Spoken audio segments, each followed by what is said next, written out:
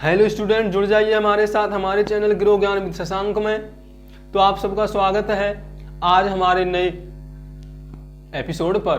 तो जो लोग हमसे नए जुड़े हैं वो उस चैनल को कर दीजिए सब्सक्राइब, और जो वीडियो देखते हैं और चैनल को अभी तक सब्सक्राइब नहीं किए हैं वो भी कर दीजिए चैनल को सब्सक्राइब। तो आज हमारा टॉपिक है, वैसे आप पढ़ चुके हो कि गुणनखंड क्या होते हैं, लेकिन बहुत सारे स्टूडेंटों का सवाल है कि गुणनखंडों और अभाज्य गुणनखंडों में क्या अंतर है और किसी संख्या के हम गुणनखंड शॉर्ट रूप में कैसे निकाल सकते हैं। तो आइए बात करते हैं पहले थोड़ा सा गुणनखंड के बारे में। गुणनखंड का मतलब होता है जी आपका फैक्टर। क्या होता है?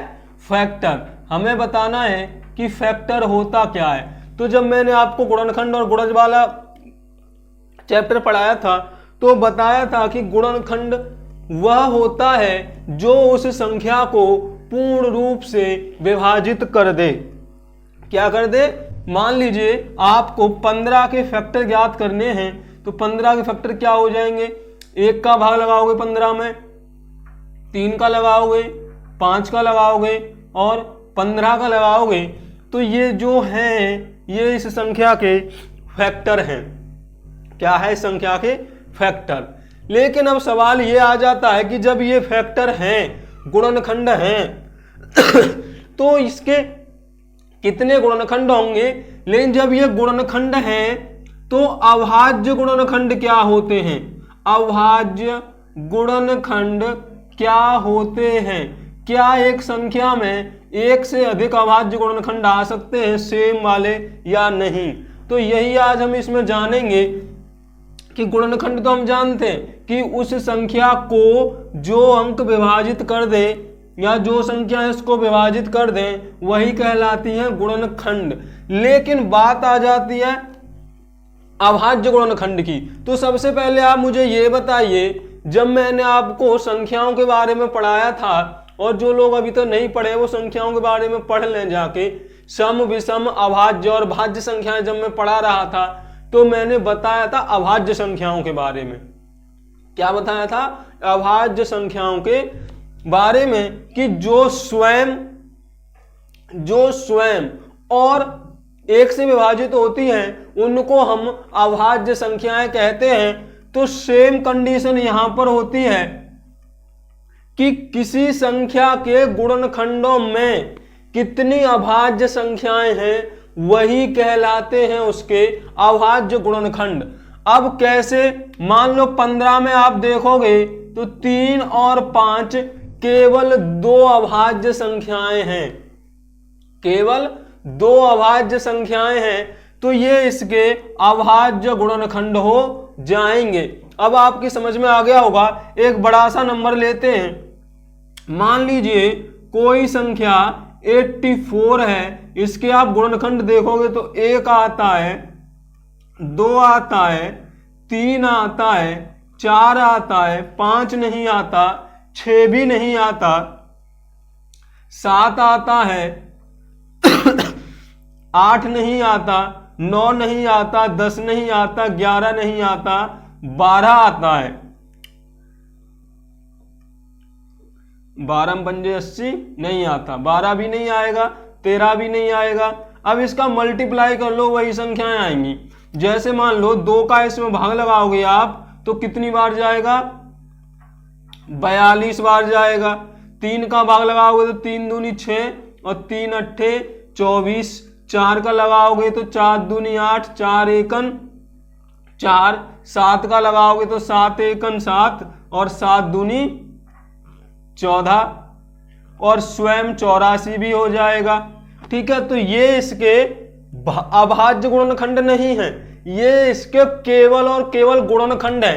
क्यों? क्योंकि भाई 4 तो भाज्य संख्या है, 42 भाज्य संख्या है, 28 भाज्य संख्या है, 12 भाज्य संख्या है, 21 भी भाज्य संख्या है, 84 भी भाज्य संख्या है। तो हमें कैसे पता लगाएंगे कि अभाज्य गुणनखंड है कौन से? जैसे मान लो 2 अभाज्य गुणनखंड है, 3 अभाज्य गुणनखंड है, 7 अभाज्य गुणनखंड है, तो हम कैसे पता करेंगे कि इसमें कितने, यानी कि इससे एक मतलब साफ निकलता है कि यदि मैं उस संख्या के अभाज्य गुणनखंडों की गुणा करूं तो वो संख्या आनी चाहिए, वो संख्या आनी चाहिए। जैसे 2 का गुणा 3 में लगाओगे तो 6 आएगा, 2 तिया 6 सत्ते 42, 2 गुणा 3 गुणा 7 बराबर आता है आपका 42।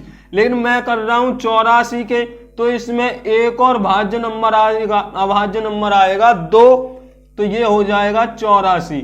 यानी इसमें 2 बार आ रहा है, 3 एक बार आ रहा है और 7 एक बार आ रहा है अभाज्य गुणनखंडों में। तो अभाज्य गुणनखंड क्या होते वे गुणनखंड जो अभाज्य संख्याएं होती हैं अभाज्य गुणनखंड कहलाते हैं। और एक संख्या में एक से अधिक, एक संख्या के एक से अधिक समान अभाज्य संख्याएं हो सकती हैं। जैसे 84 में आप देखोगे तो 2 और 2 बार आ रहा है। अभी मान लो हम 96 के फैक्टर करते हैं, अभाज्य गुणनखंड करते हैं, तो आप देखोगे 2 चौक 8, 2 अट्ठे 16, 2 दूनी 4, 2 चौक 8, 2 एकन 2, 2 दूनी 4, 2 छिक्के 12, 2 तिया 6, 3 एकन 3। इसका मल्टीप्लाई करेंगे तो कितना आ जाएगा 96। लेकिन वास्तव में ये अभाज्य गुणनखंड तो कर दिए, तो इसका मतलब ये हुआ इसमें 1 2 3 4 5 जो 2 नंबर है वो 5 बार आ रहा है और 3 जो है वो 1 बार आ रहा है। तो इससे ये प्रूफ होता है कि भाई एक संख्या के अभाज्य गुणनखंडों में समान अभाज्य संख्याएं कई बार आ सकती हैं या एक से अधिक बार आ सकती हैं। तो अब इसका अभाज्य गुणनखंड का फायदा क्या है, मतलब क्या है तो हमेशा याद रखिए आप लासा मासा, जब आप लघुत्तम समावर्तक निकालते हो या महत्तम समावर्तक निकालते हो तो आप अभाज्य गुणनखंड करते हो उस संख्या के, न कि गुणनखंड, न कि गुणनखंड। तो अब ये बात समझ में आ गई होगी, कोई दिक्कत है? यानी गुणनखंड तो वे होते हैं जो उस संख्या को पूर्ण रूप से विभाजित कर देते हैं, लेकिन अभाज्य गुणनखंड वे होते हैं कि उस संख्या के गुणा में कितनी अभाज्य संख्याएं हैं वो कहलाते हैं उसके अभाज्य गुणनखंड। यानी अभाज्य ही होनी चाहिए।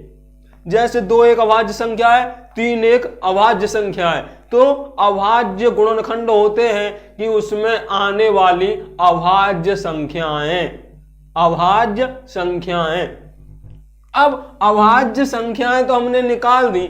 अब मैं आपसे पूछूं कि भाई 96 के, आप बताइए 96 के कुल गुणनखंडों की संख्या कितनी है? 96 के गुणनखंडों की कुल संख्या कितनी है? अब आप अभाज्य गुणनखंड तो ऐसे निकाल दोगे, इसके 2 ही अभाज्य गुणनखंड, एक 2 और एक 3, लेकिन 2 5 बार आता है और 3 1 बार। तो अब सवाल यह है कि अगर आपके पास अभाज्य गुणनखंड हैं तो अब आप कैसे बताओगे कि 96 के कुल गुणनखंड कितने? भाई एक तो यहां पे बच गया, 1 2 इसमें आ ही रहा है, 3 इसमें आ ही रहा है। अब जो 5 बार 2 है उसमें देखोगे आप तो 2 दूनी 4 हो जाएगा, 2 तिया 6 हो जाएगा, 2 दूनी 4 दूनी 8 हो जाएगा, 2 दूनी 4 तिया 12 हो जाएगा। तो ऐसे करके डॉट डॉट ये बढ़ते चले जा रहे हैं। तो हम कैसे पता करें अभाज्य गुणनखंडों की संख्या से किसी संख्या के कुल गुणनखंड कितने हैं? कुल गुणनखंड कितने हैं? तो ये गुणनखंड हैं, ये अभाज्य गुणनखंड हैं, दोनों आपके सामने हैं।